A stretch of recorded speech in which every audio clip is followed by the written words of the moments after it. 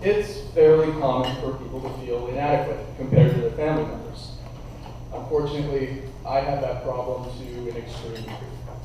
My father and his side of my family are Kurds from northern Iraq, and just by surviving, every one of my family members has accomplished more than I will ever be able to in my life. My 31-year-old cousin, Taban Shoresh, not only survived Saddam Hussein's genocidal campaign as a 4-year-old child, literally fleeing a mass grave with her mother, but she returned to Kurdistan in 2014 to assist people displaced by ISIS. Her face was broadcast all over the BBC as the woman in the helicopter who helped deliver aid to the Yazidi Kurds trapped on Mount Sinjar by ISIS. My uncle, Sami Shoresh, survived being poisoned by radioactive polonium-210 by Saddam's regime, then went on to serve as a member of parliament after the regime fell. My own father plastered anti-Saddam graffiti all over his home city of Erbil, even though the penalty for such an act of defiance was summary execution. He would later flee to the United States, which is where I come into the story. While my family's actions wouldn't look out of place in a James Bond film, I was a meek, blonde kid from Minnesota who once was so curious to know how elephants felt eating with their noses that I inserted a green pea deep into my own nasal cavity, earning a trip to the emergency room. While I'm lucky to have never faced persecution myself, the stories my family told influenced my decision to study government at Harvard and to hopefully one day work in government. Because while governments can cause atrocities, they also have incredible power to prevent them. This is especially true of the United States, which can use its military as an incredible force for good in the world if done correctly. And I say this as a dyed-in-the-wool liberal. When 300,000 Kurds were killed in Saddam's al-Anfal ethnic cleansing campaign in the 1990s, a UN resolution empowered the US to create a no-fly zone over the Kurdish regions of Iraq. With American fighter jets poised to shoot down any Iraqi aircraft, Saddam's forces withdrew, putting an end to the genocide. In this situation, American might was used for good. We protected the weak from the strong, and our power helped establish a democracy in the Kurdish Autonomous Region, arguably one of the only successful Middle Eastern democracies besides Israel. Yet, in the wake of recent failures of American foreign policy, American public opinion has, understandably, turned sharply against the use of any form of military intervention abroad.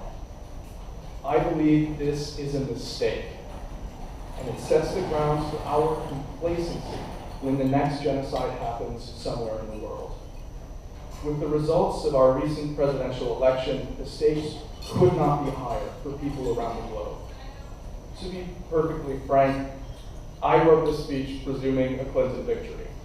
I do not trust Donald Trump as the commander-in-chief to make such vital decisions about intervention. But we should not totally discount the notion of intervention under future administrations. I understand why there has been a general trend towards isolationism in American foreign policy. The Iraq War resulted in the deaths of 4,500 Americans and more than 100,000 Iraqi civilians. The decapitation of the Iraqi government laid the framework for the Sunni militant remnants of al-Qaeda to recoalesce into ISIS. Hundreds of miles to the east, more than 25,000 Afghan civilians and 2,500 American soldiers have perished in another interminable conflict, with the prospects for long-term democracy and a strong state looking grim.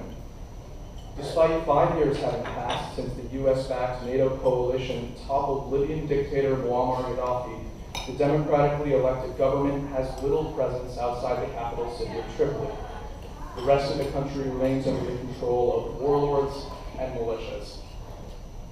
The isolationist position is strengthened by recent statistics which show that the interventionist sentiments of the public are often terrifyingly unsupported by logic, reason, or even an elementary understanding of the world around us.